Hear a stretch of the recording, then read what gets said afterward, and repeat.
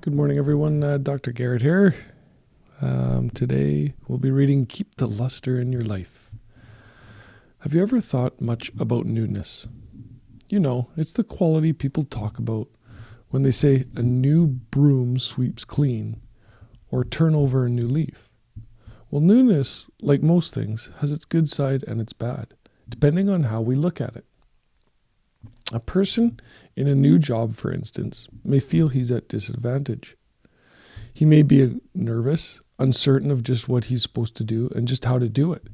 Sometimes he's bewildered by all that's going on around him. Maybe he's even a little scared. Even so, the person who's new to a business has a unique advantage over some of the other more seasoned women or men in the company. His job has a sparkle about it. There's a luster, a challenge in a new job that isn't always present once that position becomes familiar. Do you remember your first day at work? I do. I can remember the first time I sat down in front of a microphone as though it were yesterday, instead of a good many years ago. Even though it was a radio station so small they used an old walk-in refrigerator for a studio, to me it was one of the most exciting days of my life. I was scared and nervous, and I sounded like a man with his neck caught in a car door, but I was thrilled too. How about your job? Does it still hold the excitement it did that first day? It should and it can, but does it? One of the most common mistakes we make is to let the luster fade from our lives. As it does, we gradually lose our enthusiasm, and if we're not careful, we'll settle down into a worn, tired groove of boring habits. We become like oxen yoked to a mill, going around in circles with our eyes fixed only on the worn path of our feet. People who allow themselves to get in a rut usually don't realize that a rut is little more than a grave with both ends knocked out. Now, how can we stay out of this deadly rut? How can we keep our enthusiasm and maintain the luster in our lives instead of allowing it to fade with time and familiarity? The answer lies in reminding ourselves of things we already know, but sometimes tend to forget. A Chicago executive once told me how he maintained the luster in his job, how he charged the batteries during the early days of his career.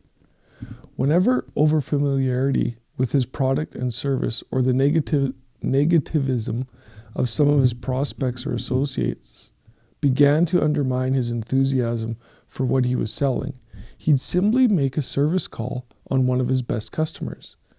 There he could reassure himself of the excellent results being realized through the use of his company's products. Then my friend would head out again with renewed confidence in himself, in his ability to be of service, and in the benefits he could deliver to every new prospect. You see, even though the everyday details of our work may seem old hat to us, we should remember that those we serve look forward eagerly to the product or service.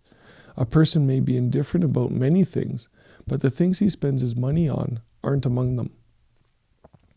We shouldn't be indifferent either, and we won't be if we look at our product or service through the eyes of a happy customer. People are on stage every day. Like the actors in a Broadway play, they're sometimes required to say the same words and go through the same basic actions day after day and week after week. The professional actor learns his lines and movements and then performs the part every day, often twice a day for as long as the play will run. He can never allow himself to become bored with the role, any more than he can afford to become bored with our work. The actor knows his audience is a new one for every performance. What he is doing isn't boring to them. What does the actor do to maintain enthusiasm, to keep excitement in his acting? He studies and works. He continues to improve his role. He lives his part, constantly refining his timing and movements, forever finding ways to put even greater meaning into the words he must say. All of us are in the people business. Each day we have the opportunity to learn firsthand one of life's most valuable lessons: how to get along well with people, how to make friends of those with whom we work, and how to persuade them to decisions that will benefit both them and ourselves. Our success in most any type of activity will always be in exact ratio to our ability to influence people. And the best way I know to influence people is to care enough, to know enough to serve them well. Sometimes we lose sight of the value of our work, and when we do, we lose the luster, not just from our work, but from our lives. So here are some more luster-restoring ideas you can use right now and every day from now on. 1. Understand that anything, no matter how exciting in the beginning, will grow.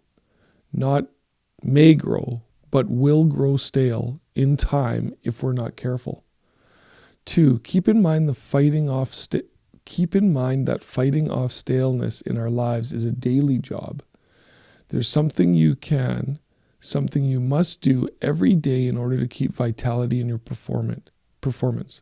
It is simply the actor's technique. Live the part. 3. Realize that there's no such thing as a job without a future. Every job has a future just as every person has. Whether or not that future is great or small depends entirely upon the person holding it. 4. See the big picture. See your work in relation to the whole scheme of things. Your work is important to those you serve. Your success will depend on how well you provide that service.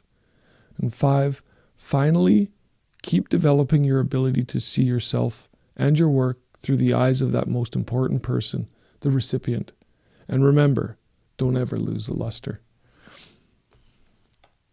It's an awesome one. It's a good way to look at life as well as your job, and thinking about those same 5 aspects in response to your job, understanding that things will always grow. You're always growing, but it can get stale if you're not careful. Knowing that keeping that staleness out of your life, right,